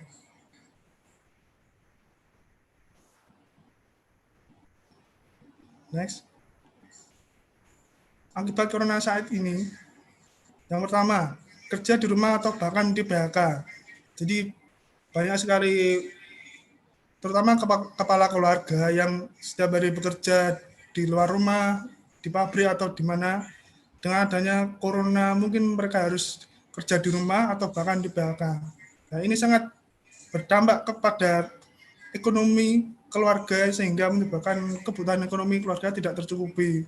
Sehingga kita sering melihat banyak warga yang harus banting tulang, banting setir dari pekerjaan biasanya beralih ke pekerjaan lain demi mencukupi kebutuhan ekonomi mereka saat pandemi. Kemudian bagi anak-anak harus belajar di rumah. Jadi biasanya mereka belajar di sekolah bersama teman-teman. Dengan adanya pandemi ini mereka harus belajar di rumah melalui aplikasi online dan sebagainya. Dampaknya apa? Yaitu jenuh, tidak bisa bermain dengan teman-teman. Jadi anak-anak mungkin biasanya di sekolah bisa bermain dengan teman-teman, bisa berkomunikasi dengan teman-teman. Dengan adanya corona, mereka harus belajar di rumah dan jarang sekali bertemu dengan teman-teman mereka. Kemudian kegiatan tidak bisa seperti biasanya. Jadi kalau biasanya kita bisa bebas beraktivitas di luar rumah, namun dengan adanya pandemi corona ini, maka kegiatan tidak bisa berjalan seperti biasa, sehingga menyebabkan produktivitas keluarga menurun. Dan yang kemudian merasa takut. Jadi banyak sekali masyarakat yang cemas dan takut dengan kondisi seperti ini, sehingga mereka terkadang bisa stres atau gelisah dan sebagainya. Baik, next. Dan apa itu new normal? Yaitu tatanan, kebiasaan, dan perilaku yang baru berbasis pada adaptasi untuk membudayakan perilaku hidup sehat. Jadi sebuah tatanan dan kebiasaan yang beradaptasi dengan kehidupan saat ini untuk membudayakan perilaku hidup sehat. Jadi kita beradaptasi dengan kondisi pandemi COVID-19 ini dengan cara mematuhi protokol kesehatan, mencuci tangan, kemudian memakai masker jika keluar rumah, dan jangan berkerumun. Jadi kebiasaan-kebiasaan baru yang harus kita patuhi demi menjaga kesehatan diri kita sendiri, menjaga kesehatan keluarga, dan mencegah penyebaran COVID-19 lebih luas lagi. Next. Nah, ini new normal. New normal itu bukan hidup seperti biasanya. Mungkin kalau sekilas melihat kata new normal itu mungkin masyarakat menganggap bahwa kita kembali seperti biasanya, hidup seperti biasanya, bebas keluar rumah, berkerumun, tidak mau cuci tangan dan sebagainya. Mungkin itulah suatu hal yang harus kita berikan edukasi bahwa new normal itu adalah hidup dengan adaptasi kebiasaan baru. Jadi kita edukasi masyarakat, edukasi keluarga bahwa kita harus hidup dengan adaptasi kebiasaan baru yang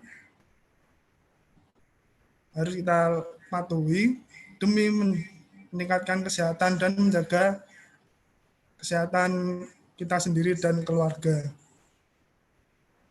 Next. Kemudian peran mahasiswa bagi keluarga menuju new normal. Yang pertama, memberikan informasi yang tepat tentang COVID-19. Kita edukasi keluarga. Apa sih itu COVID-19, kemudian penyebabnya seperti apa, kemudian cara pencegahan, dan apa yang kita lakukan jika kita terkena COVID-19. Dan apa yang harus kita lakukan agar kita juga terhindar dari COVID-19. Kemudian faktor penyebab, cara penularan, cara pencegahan, hingga upaya penanganan bila ada anggota keluarga yang terinfeksi. Kita juga mengedukasi keluarga, apakah keluarga itu mengenal masalah COVID-19, kemudian apa yang harus dilakukan jika ada salah satu keluarga yang terinfeksi virus corona, kemudian bagaimana cara merawat anggota keluarga jika ada yang terkena COVID-19, kemudian memodifikasi lingkungan di rumah jika ada keluarga yang terkena COVID-19, dan kita edukasi juga agar masyarakat dan keluarga bisa memanfaatkan pelayanan kesehatan. Kemudian mengajarkan kepada keluarga cara perilaku hidup bersih dan sehat. Kita edukasi keluarga agar keluarga mampu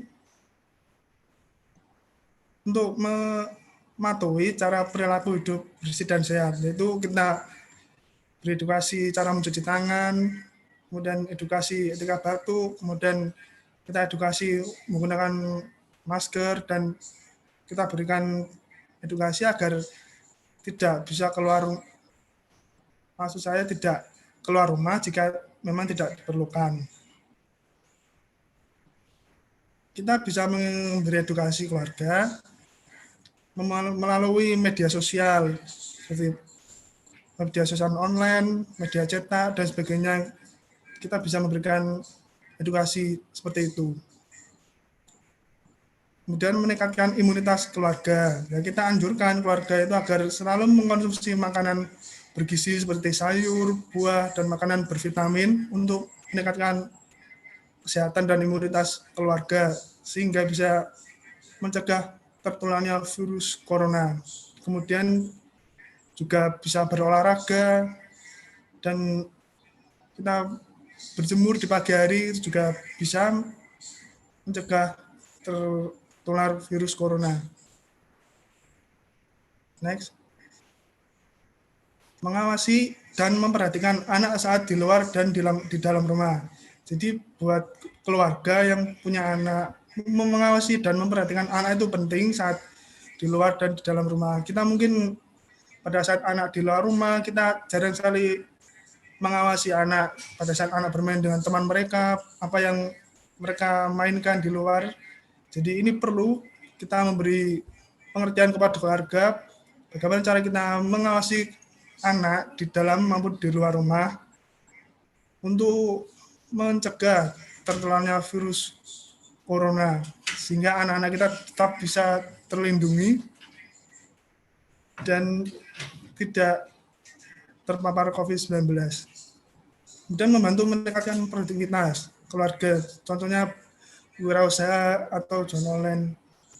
Sekarang kan sudah banyak ya jualan online, berwirausaha. Mungkin itu adalah suatu cara untuk meningkatkan produktivitas di tengah pandemi COVID-19 dan di tengah menghadapi era new normal agar perekonomian keluarga tetap bisa terpenuhi. Next. Nah, ini kemudian salah satu edukasi yang bisa kita berikan kepada keluarga yaitu 6 langkah cuci tangan.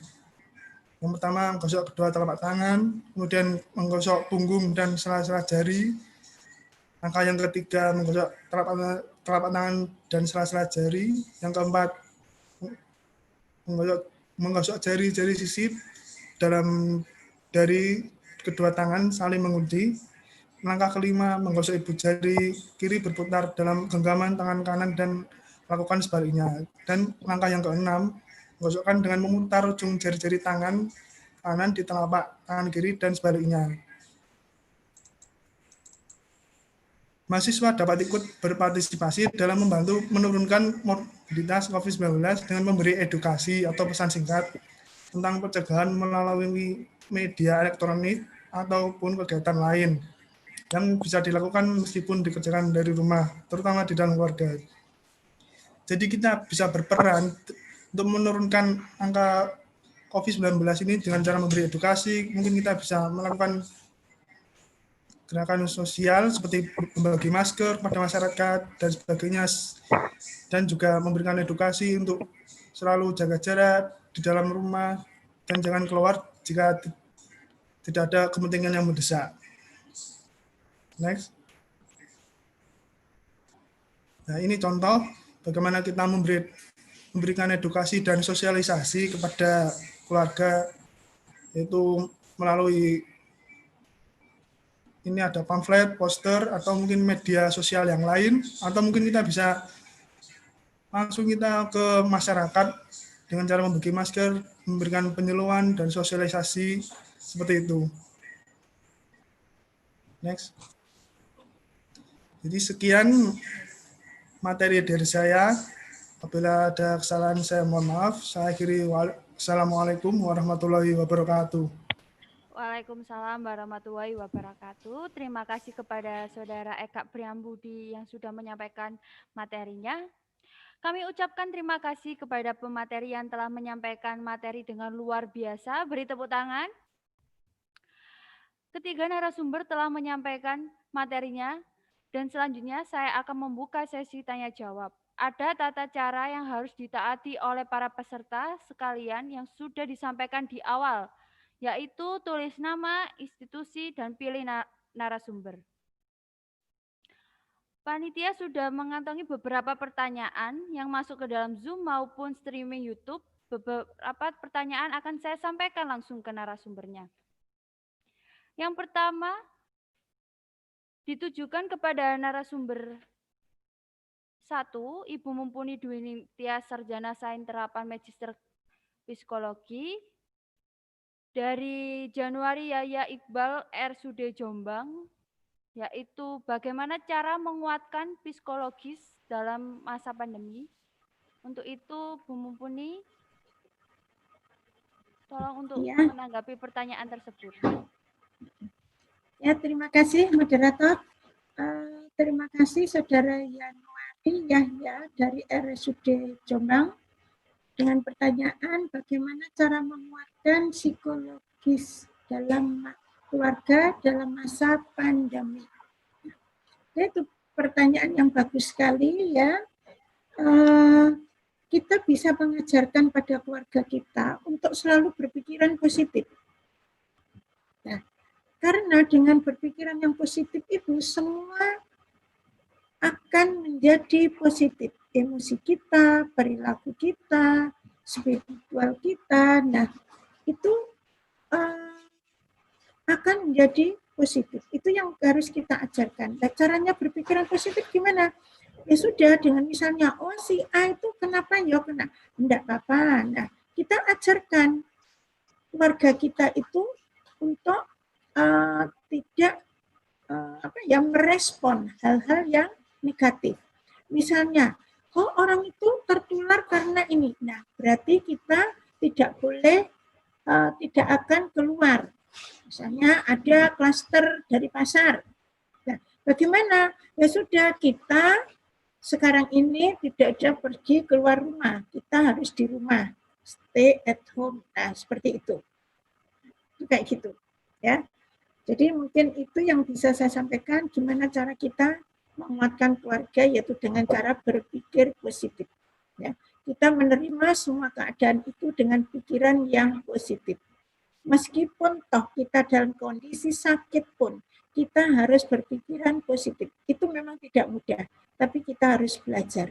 Nah, ini adalah tugas dari keluarga, supaya nanti kita dalam keluar ke masyarakat, itu juga hasilnya akan positif. Demikian mungkin jawaban saya. Terima kasih moderator. Terima kasih Bu Mumpuni yang sudah menanggapi. Ya. Untuk yang kedua, ditujukan kepada narasumber yang kedua, Ibu Fitri Firanda. Dari Pipit Kustianingsih, RSI Nasrul Umma Lamongan, yaitu bagaimana tugas keluarga jika ada salah satu anggota keluarganya terkonfirmasi COVID-19. Mohon Ibu untuk menanggapinya. Bu Fitri. Oh, halo, bisa dengar saya ya, Mbak? Terima kasih. Iya, sudah saya terima. Pertanyaannya ini tadi kalau tidak salah, bagaimana peran keluarga yang ada di yang terpapar COVID ya? Bagaimana tugas keluarga jika ada salah satu anggota keluarganya terkonfirmasi COVID-19? Kalau kita sudah tahu sebenarnya tugas keluarga itu apa? Di sini tugas keluarga itu ada 5 sebenarnya. Kalau memang ada, kita contohkan sebagai salah satu contoh jika anggota keluarganya terkonfirmasi positif, yang pertama itu kita harus bisa mengenal masalah kesehatannya. Ini kalau sudah terkonfirmasi positif, otomatis kan ada gejala, ada keluhan. Terus kalau enggak gitu, kalau memang dia OTG, berarti kan ada hasil swab-nya. Bagaimana kita mengenal? Berarti kalau kita sudah tahu terkonfirmasi, berarti kita melakukan pencegahan untuk penularan ke anggota keluarga yang sakit. Kita akan membuat anggota keluarga yang sakit tadi tidak boleh merasa sendiri, maksudnya, tapi kita akan melakukan isolasi untuk anggota keluarga yang sakit. Itu yang kedua, mengambil keputusan. Mengambil keputusan di sini, kalau memang dia ada gejala, segera dilakukan, mau dibawa kemana, misalkan mau diobati sendiri, silakan. Mau dibawa pelayanan kesehatan, silakan. Yang ketiga, merawat anggota yang sakit. Kalau merawat anggota yang terkonfirmasi, kalau konfirmasi positif itu apa? Dia harus bersih, makanannya harus sehat.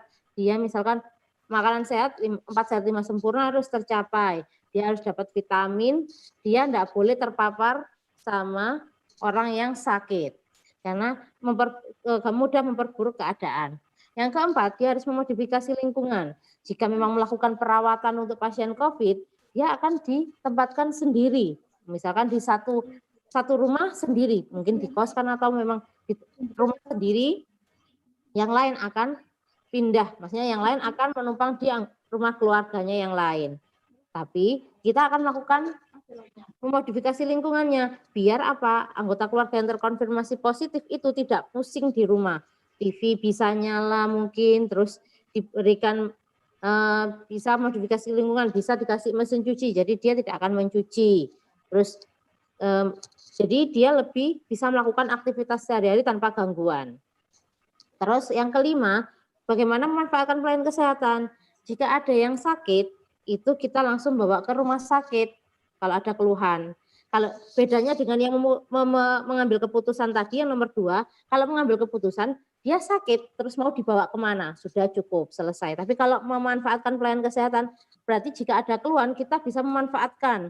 Misalkan kalau keluhannya parah kita bawa ke rumah sakit, tapi kalau hanya sakitnya ringan mungkin bisa diobati sendiri. Kalau tindakan tetap terus ditambah lagi dengan tindakan pencegahan penularan pada anggota keluarga yang lain. Jadi disarankan untuk isolasi. Sekian dari saya, terima kasih. Terima kasih Ibu Fitri yang sudah menanggapinya. Nah, untuk pertanyaan yang ketiga, untuk narasumber ketiga, yaitu bagaimana peran mahasiswa di Stikes Pemkab Jombang jika selama masa pandemi ini sudah dilakukan pembelajaran offline, terutama pembelajaran praktik laboratorium dari Widyaningsih Akper Kosgoro Mojokerto. Untuk itu narasumber ketiga mohon untuk menanggapinya. Baik, terima kasih untuk pertanyaannya dari Stikes Mojokerto.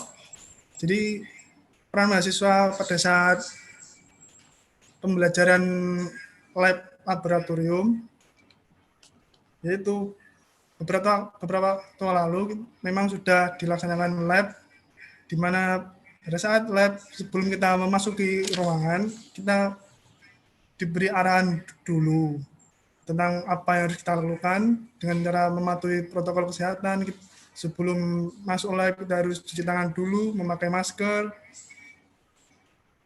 Kemudian pada saat praktik laboratorium kita juga jaga jarak, tempat duduk juga jaga jarak, tapi tetap kita bisa fokus untuk belajar.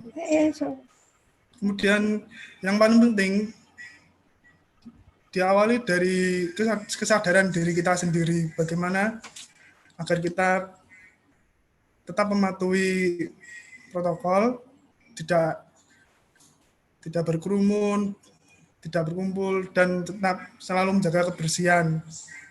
Dan ada juga jadwal pada saat lab sehingga menghindari banyaknya mahasiswa yang datang ke kampus sehingga tetap kita bisa melakukan praktik lab dengan baik. Mungkin itu dari saya. Terima kasih.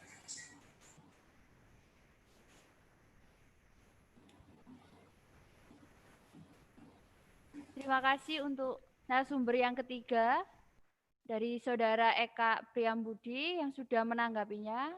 Selanjutnya ditujukan untuk Bu Fitri. Narasumber yang kedua dari Hana Puspitasari dari Stikes Pemkab Jombang. Pertanyaannya yaitu bagaimana peran keluarga yang ada di daerah pedalaman untuk mempersiapkan new normal. Terima kasih untuk itu. Bu Fitri Firanda, Halo. silakan untuk menanggapinya. Iya. Terima kasih untuk pertanyaannya. Kalau yang saya dengar bagaimana cara peran keluarga yang ada di daerah pedalaman ya. Kalau untuk di daerah pedalaman sebenarnya kita lebih mudah untuk kontrolnya. Bagaimana kehidupan orang di pedalaman itu dia tidak akan sering ke kota. Misalkan beliau mau ke kota itu hanya mungkin berapa hari sekali, berapa minggu sekali, atau bahkan mungkin 1 bulan atau berapa bulan sekali. Jadi kalau memang melakukan kontrol di keluarga di pedalaman itu lebih mudah. Kalau memang sudah banyak yang terkonfirm positif di kota, mungkin di pedalaman peran keluarga apa? Dia akan melarang anggota keluarga atau menyarankan untuk tidak ke kota dan tidak keluar dari daerahnya. Kalau mungkin itu ada di, misalkan ada salah satu anggota keluarga di dusun X, itu di pedalaman ya ini, itu terkonfirmasi positif dan ditakutkan menular ke yang lain, maka isolasi untuk satu daerah itu juga lebih mudah. Karena apa? Orang di desa tersebut di pedalaman itu tidak akan bolak-balik keluar atau dia tidak akan keluar daerah. Mereka hanya melakukan aktivitas sehari-hari di daerahnya sendiri. Terus bagaimana perannya? Kalau memang peran keluarga tadi bisa dilakukan di pedalaman, misalkan dia sebagai penyedia. Kalau sebagai penyedia misalkan makanan bergizi. Makanan pun tidak harus pergi ke kota. Orang di pedalaman lebih kreatif ya. Biasanya banyak tanaman-tanaman itu yang bisa digunakan untuk memasak. Misalkan kalau butuh mineral atau nabati, kalau butuh susu, itu biasanya sudah punya ternak sendiri di pedalaman. Itu akan lebih mudah. Terus tidak harus, jadi perannya apa? Perannya agar tidak melakukan, agar mencegah mencegah penularan yang lebih banyak sebenarnya kalau peran di pedalaman, karena lebih mudah, karena dia tidak akan terkontak dengan kota. Kalau kita misalkan ini di kota, kalau di kota itu kita lebih sulit karena apa? Setiap hari orang beraktivitas, kita tidak akan bisa menekan angka kejadian COVID misalkan di Jombang ya ini. Tidak akan bisa menekan angka kejadian di Jombang. Kalau misalkan dia di daerah, salah satu daerah di Jombang mungkin di Pojok Klitik.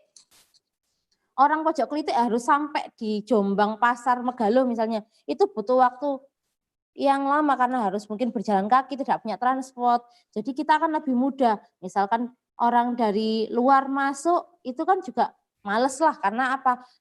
Lokasinya jauh. Jadi kalau memang di pedalaman itu lebih mudah kontrolnya atau peran keluarganya lebih bisa. Peran keluarga untuk pencegahan COVID ya ini itu lebih bisa terkontrol daripada yang di kota. Tapi enggak enaknya di sana apa? Misalkan salah satu anggota keluarga sakit, semua biasanya kurang informasi kalau memang di sana sinyalnya jelek atau tidak ada internet. Itu kurang informasi bagaimana penularan virus corona. Kalau memang di sana sudah ada internet, jaringan internet itu lebih bagus. Mungkin mereka lebih mudah, informasi yang didapat, terus untuk isolasi daerahnya juga bisa. Tapi kalau di sana internetnya terbatas atau informasi tidak bisa masuk, maka apa? COVID di sana akan menyebar dengan cepat. Tapi jika mengerti harus isolasi mandiri selama 14 hari dan COVID-nya istilahnya bisa sembuh, itu malah sulit. Karena apa? Kalau mereka tidak tahu informasinya, mereka akan istilahnya jatuh ke kondisi yang jelek dan bisa mengakibatkan meninggal. Sekian dari saya. Bagaimana mungkin ditanyakan ke Mbak Ana, kalau ada yang kurang jelas bisa ditanyakan lagi ya Mbak. Terima kasih. Terima kasih Bu Fitri yang sudah menanggapi pertanyaan tersebut. Selanjutnya dari Dian Ayu, Stikes Pemkab Jombang, untuk narasumber yang pertama, Ibu Mumpuni. Bagaimana kita menerapkan social distancing terhadap tetangga yang sudah reaktif COVID tanpa menyinggung perasaan orang tersebut? Ya, terima kasih. Terima kasih Mbak Rosa selaku moderator. Terima kasih Mbak Dian Ayu dari Stikes Pemkab Jombang. Ini pertanyaan dari YouTube ya. Bagaimana cara kita, suara saya kedengaran? Halo, suara saya terdengar? Terdengar Bu Mum? Ya. Bagaimana cara kita menerapkan social distancing terhadap tetangga yang sudah reaktif COVID tanpa menyinggung perasaan orang tersebut? Nah, di sini, ini yang setahu saya ya, kita dalam satu RT itu punya grup WA. Nah, baik itu bapak-bapak maupun ibu-ibu. Nah, kita bisa menjelaskan di grup tersebut kenapa kita harus melakukan social distancing. Dan itu kalau itu di daerah nggak sampai pedalaman yang dijelaskan Bu Fitri tadi, itu tentunya mereka tahu apa gunanya social distancing. Dan kita tetap memberikan dukungan kepada keluarga tersebut, ya. Kita bisa memberikan makanan atau dengan cara menaruh di pagarnya, tentunya dengan pemberitahuan lebih dahulu. Itu seperti itu. Jadi itu bisa kita lakukan ya melalui grup-grup itu. Ya. Demikian Mbak Dian Ayu. Jadi insya Allah itu bisa teratasi ya tanpa menyinggung perasaan. Nah tentunya kalau misalnya kemudian orang itu dikucilkan, kemudian kita itu nggak ada komunikasi. Nah, komunikasi itu bisa melalui grup WA itu tadi, ya sehingga dukungan sosial kepada keluarga yang menderita sakit itu tetap ada. Nah, meskipun tidak harus kita memberikan sesuatu untuk keluarga tersebut, tapi alangkah baiknya kalau kita itu bisa memberikan sesuatu untuk keluarga tersebut, karena keluarga tersebut itu dalam 2 minggu ke depan itu pasti tidak kemana-mana, tidak keluar, dan mereka juga butuh banyak hal, ya, baik itu makanan atau apa, apalagi kalau orangnya itu tidak kerja, nah ini sangat-sangat memprihatinkan sekali. Itu Mbak Dian Ayu bisa melalui grup WA. Terima kasih, moderator. Ya. Terima kasih Bu Mumpuni. Di sini ada satu lagi pertanyaan untuk Bu Mumpuni dari Siti Auliana dari Stikes Pada Pari Kediri. Yaitu bagaimana cara penguatan psikologis. Ya Bu, dimohon untuk menanggapi. Ya Mbak Rosa, terima kasih Mbak Siti Auliani Stikes Karya Usada Pari Kediri. Bagaimana cara menguatkan psikologis bagi mahasiswa yang harus belajar di rumah? Sedangkan saat di rumah ada orang tua yang tidak memahami hal itu. Jadi selalu dikatakan HP-an terus, padahal kita lagi belajar. Nah, ini mudah sekali ini Mbak Siti Auliani ya. Ini banyak sekali terjadi bagi mahasiswa-mahasiswa yang sedang kuliah. Nah, alangkah baiknya para orang tua atau ibu atau ayah itu diajak mengikuti kuliah itu. sekali-sekali, ini loh Bu, saya lagi kuliah, ini loh Pak, saya lagi kuliah. Ayo sama-sama didengarkan. Nah, sehingga dengan begitu orang tua itu bisa paham, oh tiba-tiba anakku ini lagi kuliah. Nah, itu seperti itu. Tapi itu juga jangan disalahgunakan. Nanti orang tua minta tolong, aku lagi kuliah, padahal lagi main game atau nonton film atau apa. Nah, itu seperti itu ya. Itu seringkali juga terjadi ya sebagai alasan. Nah, tapi kalau memang benar-benar kuliah bisa diajak orang tuanya. Nah, jadi orang tua bisa juga paham tentang putranya yang lagi belajar ya. Demikian Mbak Rosa selaku moderator. Semoga Mbak Siti Auliani dari Stikes Karya Husada bisa bisa memahami ya orang tuanya untuk karena putranya lagi belajar daring ya. Amin. Ya, terima kasih Bu Mumpuni yang sudah menanggapi beberapa pertanyaan. Terima kasih juga untuk ketiga narasumber kami di sini yang sudah sangat luar biasa menyampaikan materinya. Saya sebagai moderator mohon maaf karena ada keterbatasan waktu, tidak bisa meng-up semuanya pertanyaan dari teman-teman. Pada sesi webinar series 4 ini, semoga pertanyaan dapat terjawab pada webinar-webinar selanjutnya. Sebelum saya tutup kali ini, kami mengucapkan terima kasih pada kesempatan pemateri yang telah memberikan banyak informasi kepada kami semua, dan kami juga mengucapkan terima kasih banyak kepada para peserta Zoom maupun streaming melewati YouTube atas partisipasinya dalam kegiatan diskusi kali ini. Saya moderator Rosa Swastika Harena.